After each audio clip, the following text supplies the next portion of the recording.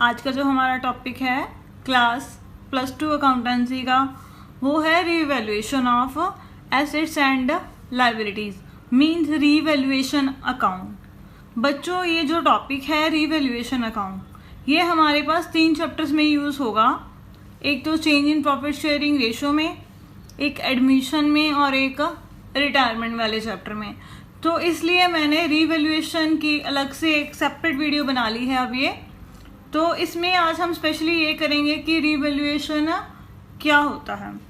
देखो बच्चों, रीवैल्यूएशन का मीनिंग होता है रीवैल्यूड करना, मीन्स दोबारा से मूल्यांकन करना। किस चीज़ का? एसेट्स का या लायबिलिटीज का। उसे हम बोलते हैं बच्चों revaluation account. Revaluation account is an nominal account. जो रीवैल्यूएशन अकाउंट है ये नॉमिनल अकाउंट है। इसमें हम क्या रिकॉर्ड करते हैं? सिर्फ गेन या लॉस। किसका? एसेट्स और लायबिलिटीज का। मीन्स हमारी जो एसेट्स हैं उनको रीवैल्यूड करने से हमें अगर कोई गेन हुआ है या हमें कोई लॉस हुआ है तो वो किस में रिकॉर्ड किया जाता है बच्चों? रीवैल्यूएशन अकाउंट में। तो इस वजह से ये कौन सा अकाउंट हो गया? Nominal account. अब ये रीवैल्यूएशन अकाउंट होता क्या है? जितने में वो खरीदी गई हैं उससे कम भी हो सकती है, उससे ज़्यादा भी हो सकती है। तो ऐसे में जब किसी फर्म का रिकॉन्स्टिट्यूशन होता है, रिकॉन्स्टिट्यूशन मीन्स पार्टनर की आपस की जो प्रॉफिट शेयरिंग रेशो है वो चेंज हो जाती है, या कोई नया पार्टनर फर्म में आ जाता है, या कोई पार्टनर फर्म से रिटायर हो जाता है, या किसी की डेथ हो जाती है, तो उस केस में हमें क्या करना पड़ता है? एसेट्स और लायबिलिटीज़ का दोबारा से मूल्यांकन करना पड़ता है।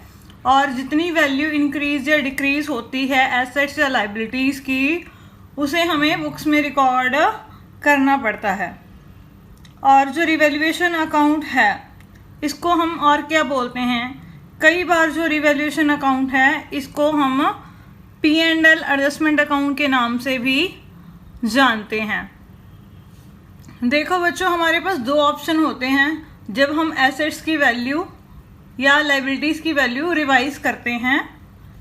फर्स्ट हमारे पास ऑप्शन होता है when revise values are recorded into books, या तो हम जो रिवाइज वैल्यू हैं वो बुक्स में रिकॉर्ड कर लें। सेकेंड हो सकता है जो एसेट्स एंड लायबिलिटीज़ हैं हमारी, उनकी जो बढ़ी हुई वैल्यूज़ हैं या घटी हुई वैल्यूज़ हैं वो हम बुक्स में रिकॉर्ड ना करें। तो अब हम जानते हैं कि जो रीवैल्यूएशन अकाउंट है वो कब कब बनाया जाता है।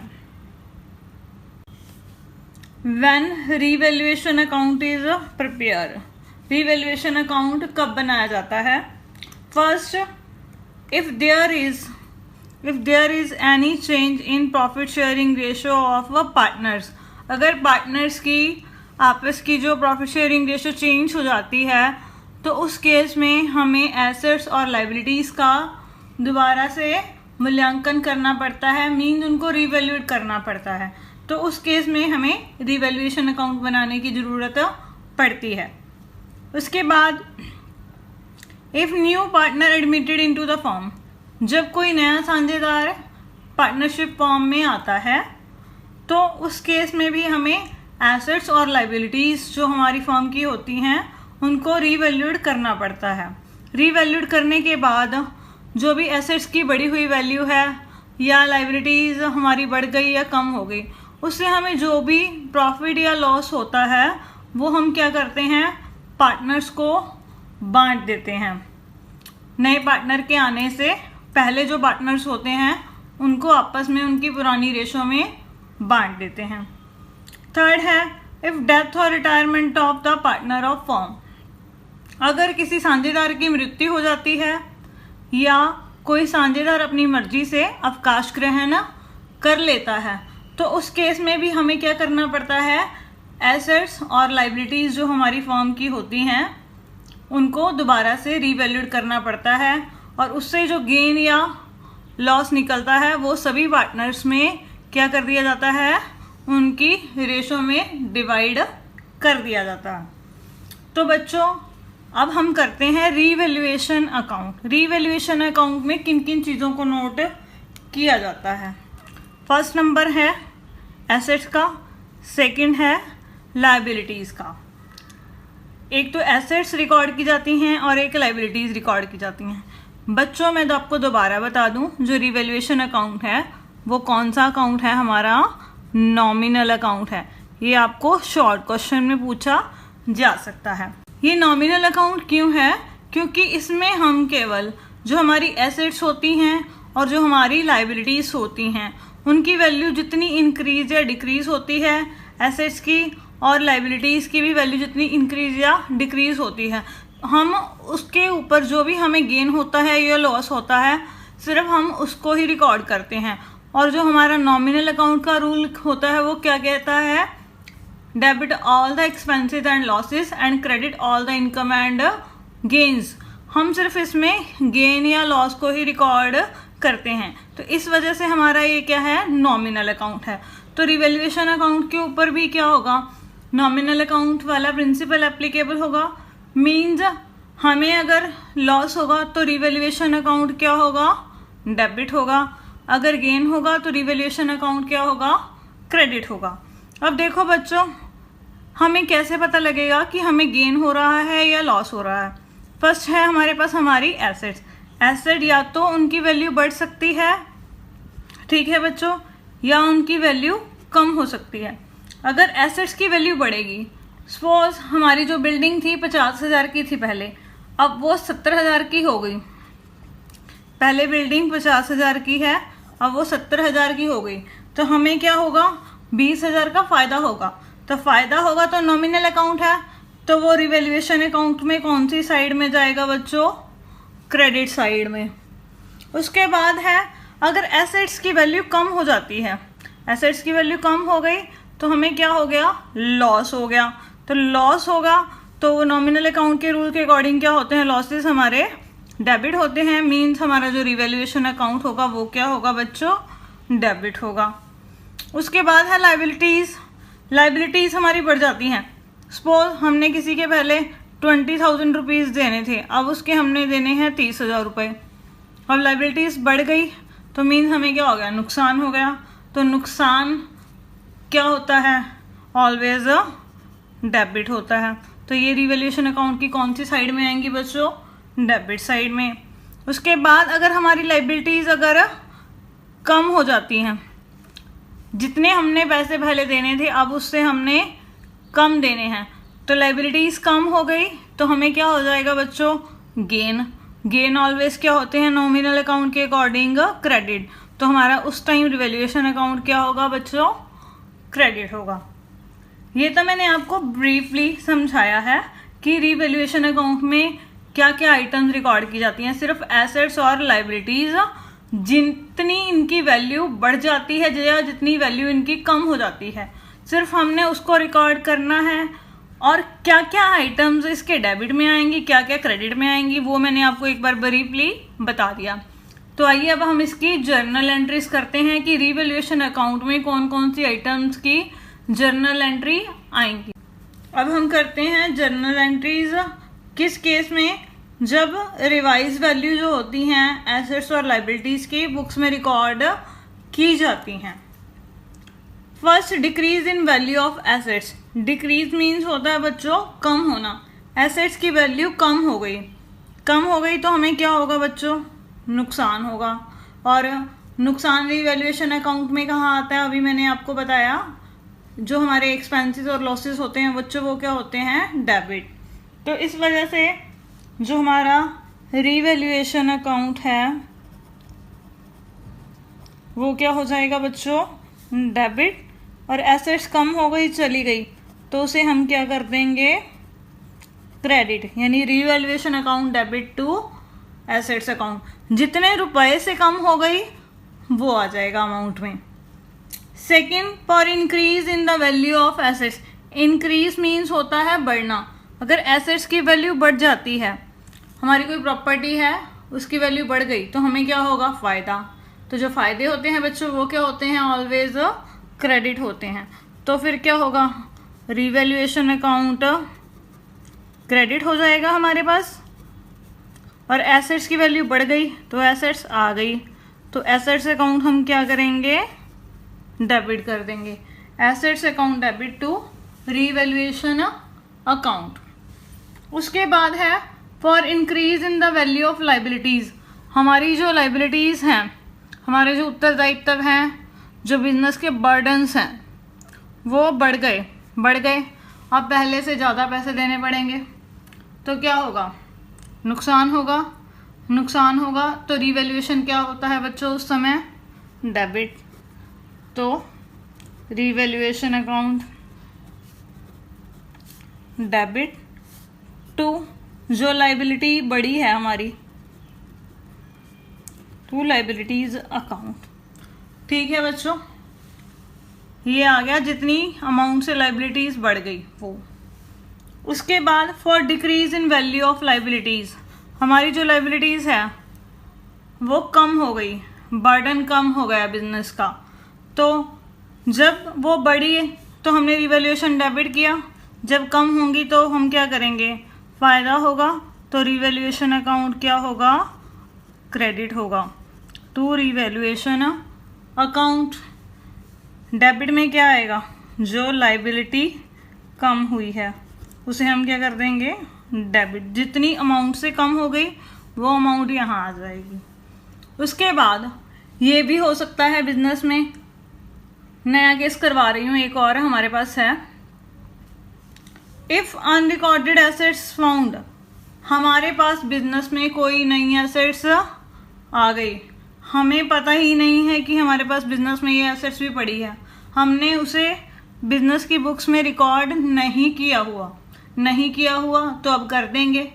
एसेट्स जो अब रिकॉर्ड करेंगे तो वो हमारा क्या हो जाएगा बच्चों, बेनिफिट होगा, तो उसे क्या करेंगे, क्रेडिट करेंगे। तो बोलो हाँ कि रिवैल्यूएशन अकाउंट क्या होगा, क्रेडिट होगा टू रिवैल्यूएशन अकाउंट। तो जो एसेट्स हमें मिल गई है तो वो क्या हो जाएगी बच्चों, डेबिट हो जाएगी।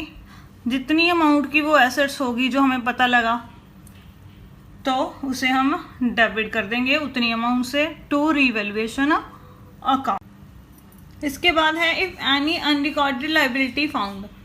हमारे पास हो सकता है कोई ऐसी लाइबिलिटी हो जो हमें पता चली अब और वो बुक्स में रिकॉर्ड नहीं की गई है।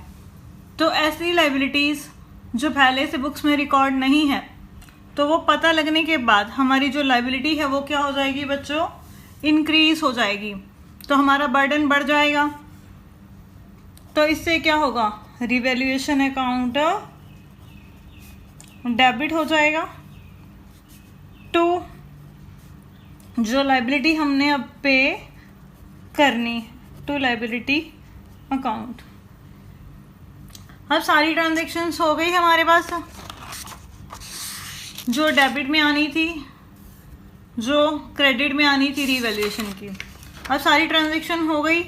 उसके बाद क्या होगा, या तो रिवैल्यूएशन का हमें प्रॉफिट होगा या उसका लॉस होगा। इसके बाद है if any unrecorded liability found.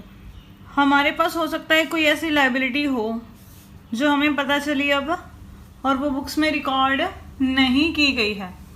तो ऐसी लाइबिलिटीज़ जो पहले से बुक्स में रिकॉर्ड नहीं है तो वो पता लगने के बाद हमारी जो लाइबिलिटी है वो क्या हो जाएगी बच्चों, इंक्रीज हो जाएगी, तो हमारा बर्डन बढ़ जाएगा। तो इससे क्या होगा, रिवैल्यूएशन अकाउंट डेबिट हो जाएगा टू जो लाइबिलिटी हमने अब पे करनी, टू लाइबिलिटी अकाउंट।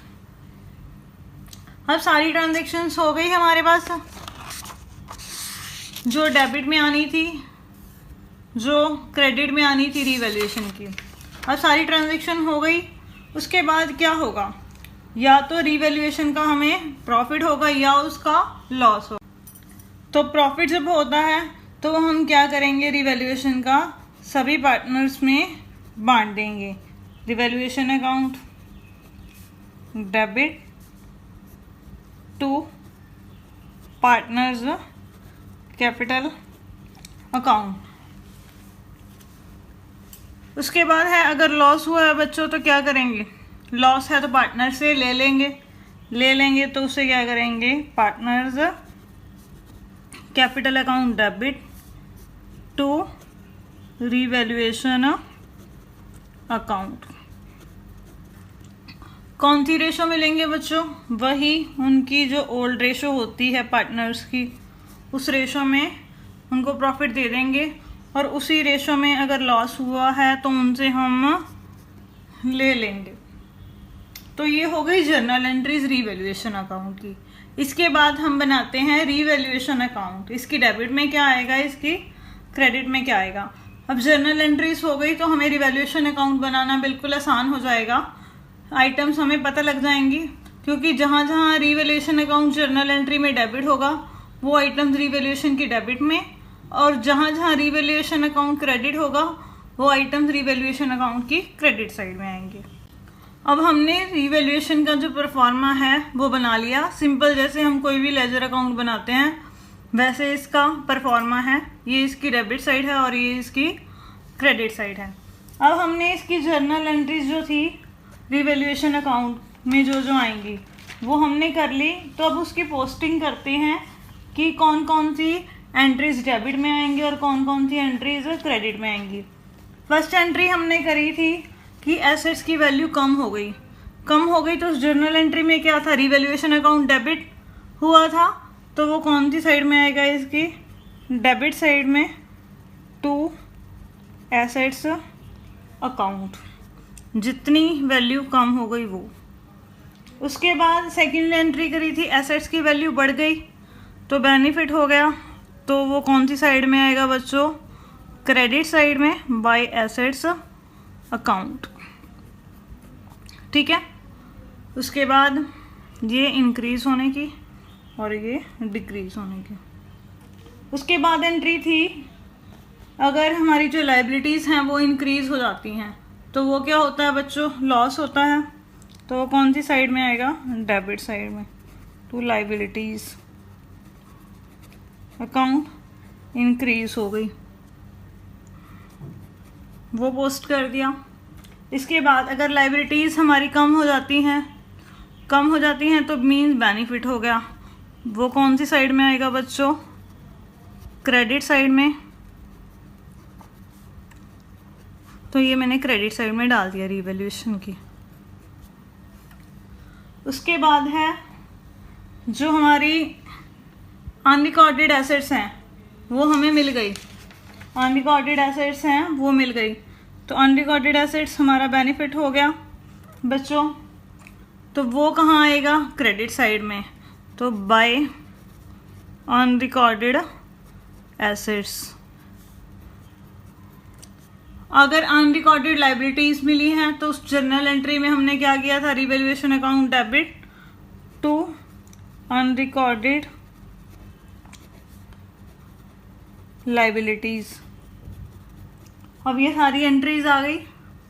अगर क्रेडिट साइड इसकी ज़्यादा है डेबिट साइड से, ये सारा बेनिफिट है, तो हमें क्या होगा, रिवैल्यूएशन अकाउंट में प्रॉफिट, और जो प्रॉफिट होगा बच्चों वो कहाँ ट्रांसफ़र होगा, पार्टनर्स के कैपिटल अकाउंट में। Profits transfer to partners capital account. अगर उनकी कैपिटल्स फिक्स हैं तो फिर कौन से अकाउंट में जाएगा, उनके करंट अकाउंट में। ठीक है बच्चों, कौन सी रेशो में हम डिवाइड कर देंगे, उनकी ओल्ड रेशो में। उसके बाद है अगर डेबिट साइड ज़्यादा है मीन्स लॉसेस ज़्यादा हैं, गेन कम है, तो फिर हमें क्या होगा, लॉस होगा। डेबिट साइड में से क्रेडिट साइड माइनस करने के बाद जितना आएगा वो क्या आ जाएगा बच्चों, लॉस। लॉस भी हम क्या करेंगे, पार्टनर्स को दे देंगे by loss on revaluation account. Transfer to, कहाँ ट्रांसफ़र करना है, पार्टनर्स के कैपिटल अकाउंट में। अगर उनकी कैपिटल्स फिक्स हैं तो फिर उनके कौन से अकाउंट में ट्रांसफ़र होगा बच्चों, उनके करंट अकाउंट। उसके बाद हम जो दोनों साइड्स हैं उसका क्या करेंगे, टोटल लगा देंगे। तो ये बन गया हमारा रिवैल्यूएशन अकाउंट। चाहे उनकी प्रॉफिट शेयरिंग रेशो चेंज हुई है, चाहे नया पार्टनर एडमिट हुआ है फर्म में, या किसी पार्टनर की डेथ हो गई, या कोई पार्टनर रिटायर हो गया, तीनों केसेस में ऐसे का ऐसे ही बनेगा। तो इसे अच्छे से देख लो, अच्छे से समझ लो। ये कंसेप्ट क्लियर करना बहुत ही ज़रूरी है और बहुत ही इम्पॉर्टेंट कंसेप्ट है ये। अब हम करते हैं 49th इलस्ट्रेशन। ये आप अपनी कॉपी पर नोट कर लीजिए, इसमें से या तो इसका स्क्रीनशॉट ले लीजिए, क्योंकि जब कॉपी पर सॉल्व करेंगे तब आपको एंट्री समझ में आती जाएंगी कि कौन कौन सी एंट्री चल रही है। फर्स्ट जो एंट्री है, इन्होंने क्या कहा है, stock is under valued bye 10% and book value of stock is 54,000।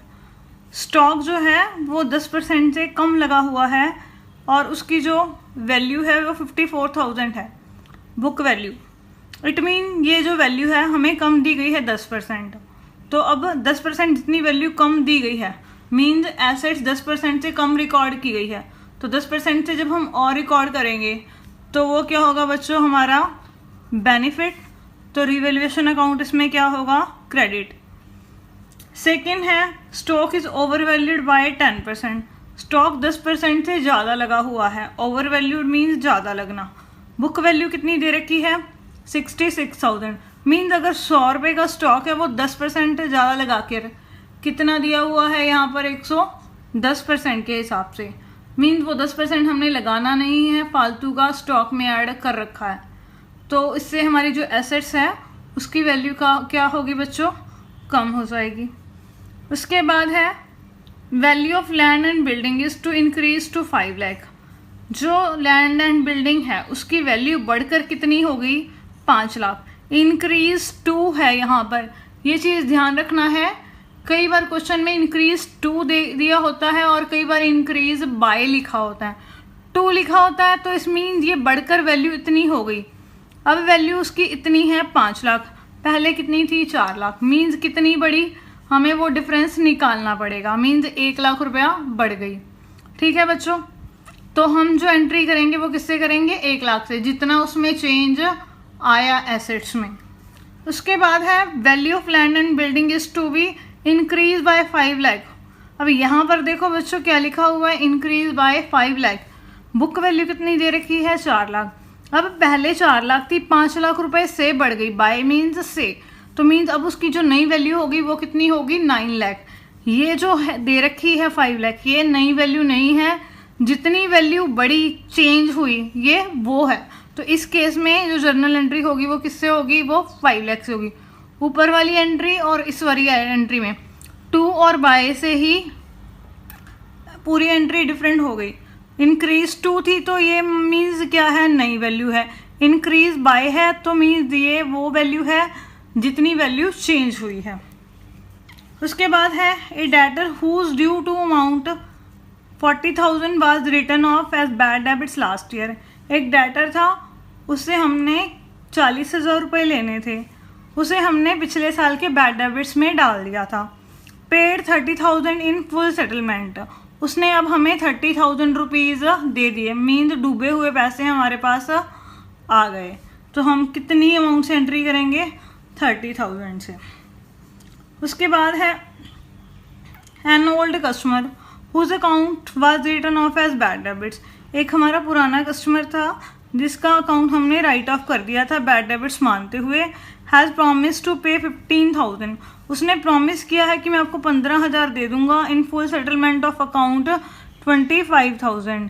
25,000 हमने उससे लेने थे, वो हमें क्या करेगा, 15,000 पे कर देगा फ्यूचर में। अभी उसने दिए नहीं है, अभी देगा। इट मीन तब तक वो हमारा क्या बन जाएगा बच्चों, डेटर बन जाएगा। तो वो एंट्री कितने से होगी हमारे पास, 15,000 से। उसके बाद a liability for claim included creditors for 20,000 is settled at 16,000। एक लाइबिलिटी थी जिसका क्लेम था क्रेडिटर्स का, वो 20,000 रुपये का हमने नोट किया हुआ है।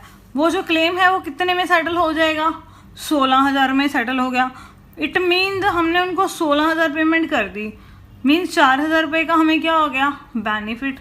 वो किस में जाएगा, 4,000 रिवैल्यूएशन अकाउंट में, जितना भी चेंज आया लाइबिलिटीज़ में या एसेट्स में। उसके बाद एक computer is purchase on 1 October 2016 for 40,000। एक कंप्यूटर हमने परचेज किया था 1 अक्टूबर 2016 को 40,000 रुपये का। Debit to the office expenses account, वो हमने ऑफिस एक्सपेंसेस में क्या कर दिया, डेबिट कर दिया। जब हम एसेट्स खरीदते हैं बच्चों, वो हमारा खर्चा नहीं होता, वो हमारी एसेट्स होती है। तो हमने ऑफिस एक्सपेंसेस मानकर उसको गलती से डेबिट कर दिया। अब वो हमारी क्या बन गई, एसेट्स बन गई। तो एसेट्स बन गई तो रिवैल्यूएशन अकाउंट क्या होगा बच्चों, क्रेडिट होगा। लेकिन अब वो जो एसेट्स है उसके ऊपर हमने डेप्रिसिएशन भी लगाना है। कितने परसेंट, 10%। कौन से मेथड से लगाना है, रिटर्न डाउन वैल्यू बेसिस के हिसाब से। तो उसके बाद पहले तो 40,000 को रिकॉर्ड करेंगे, फिर उसके ऊपर 10% डेप्रिसिएशन लगाएंगे, या सीधा ही इसकी नेट इफेक्ट की हम एंट्री कर देंगे। तो आप इसका स्क्रीनशॉट ले लीजिए। इन जर्नल एंट्रीज को हम कॉपी पर सॉल्व।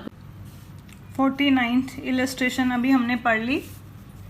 इसमें जो फर्स्ट एंट्री है वो किसके बारे में है, स्टॉक। जो स्टॉक है वो क्या है, अंडर वैल्यूड है। कितने से, 10% से। ठीक है बच्चों, अंडर वैल्यू 10% मीन्स 10% से कम लगा हुआ है।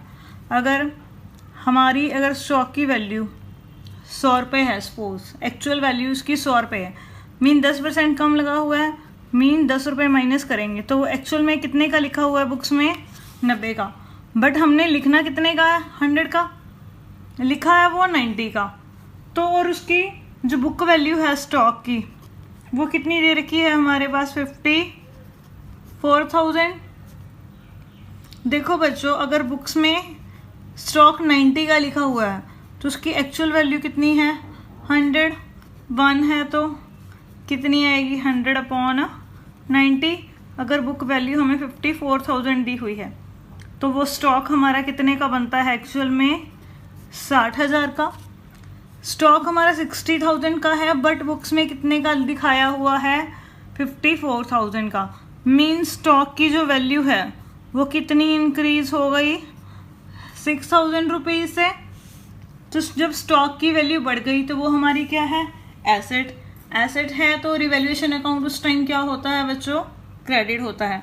तो पहली जर्नल एंट्री क्या होगी, stock account debit to revaluation account. कितने से, 6,000 रुपीज़ से। ठीक है, समझ में आ गया कि जब अंडर वैल्यूड दिया है तो उस समय हमें उसे कैसे सॉल्व करना है। सेकेंड एंट्री भी वही है, जो स्टॉक है वो यहाँ पर अब क्या है, ओवर वैल्यूड है।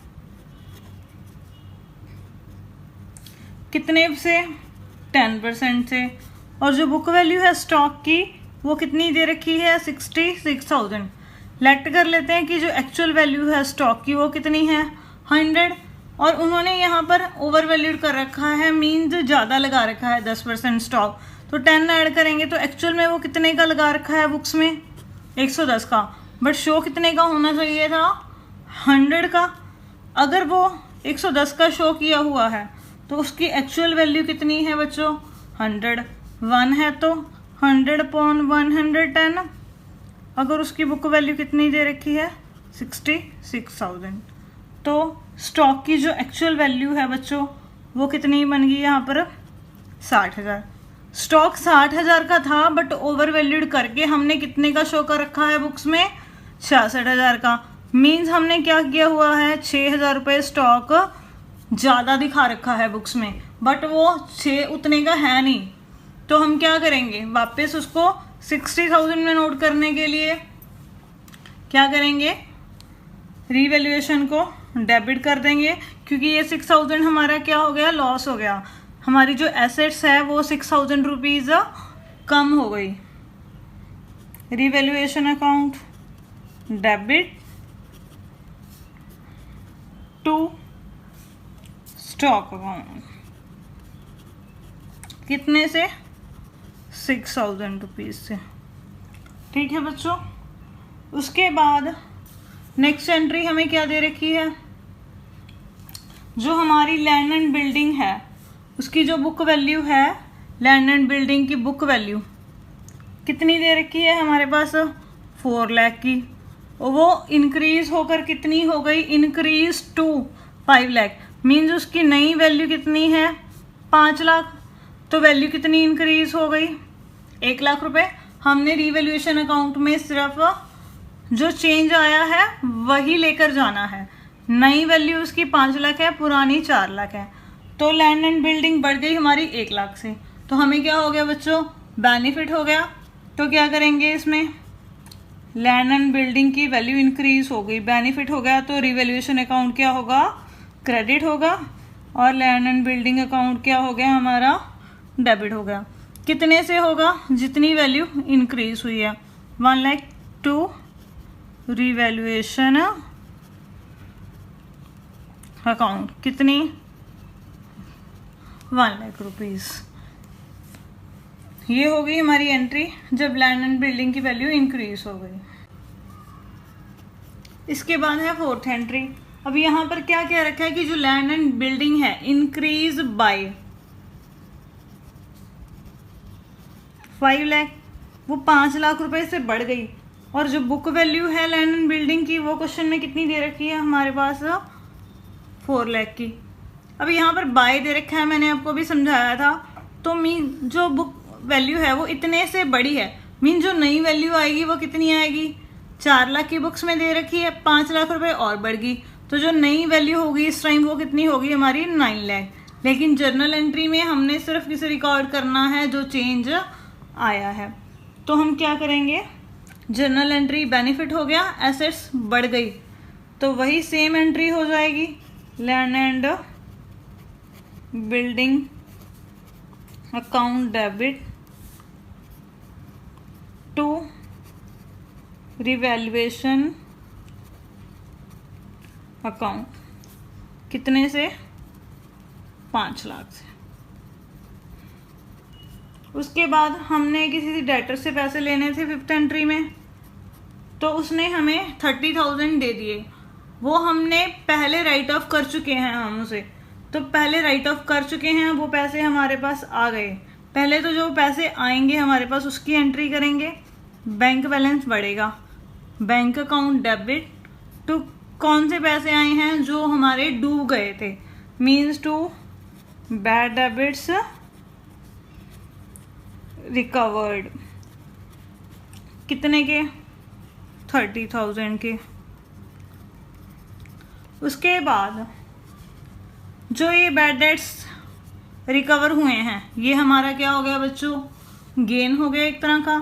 तो ये गेन कहाँ जाएगा, रिवैल्यूएशन अकाउंट में। तो इसकी नेक्स्ट एंट्री होगी, bad debits recovered account debit to revaluation account, कितना, 30,000 रुपीज़। उसके बाद जो नेक्स्ट एंट्री है हमारे पास 6, उसमें क्या था, जो कस्टमर है उसने हमें प्रॉमिस किया है कि मैं आपको 15,000 रुपीज़ दे दूंगा, और जो उसके पैसे थे वो हमने राइट ऑफ कर चुके हैं। और वो प्रॉमिस कर रहा है तो वो हमारा क्या बन जाएगा, डेटर। देखो बच्चों, इस केस में तो हमारे पास पैसे आ गए थे, बट जो ये केस है इसमें अभी उसने प्रॉमिस किया है, हमें पैसे नहीं दिए, तो इस वजह से वो हमारा क्या बन गया बच्चों, डेटर बन गया, उससे पैसे हमने लेने हैं। 2 बेनिफिट हो गया, तो रिवैल्यूएशन अकाउंट क्या होगा, क्रेडिट हो जाएगा। कितने का प्रॉमिस किया है उसने हमें, 15,000 रुपये का। उसके बाद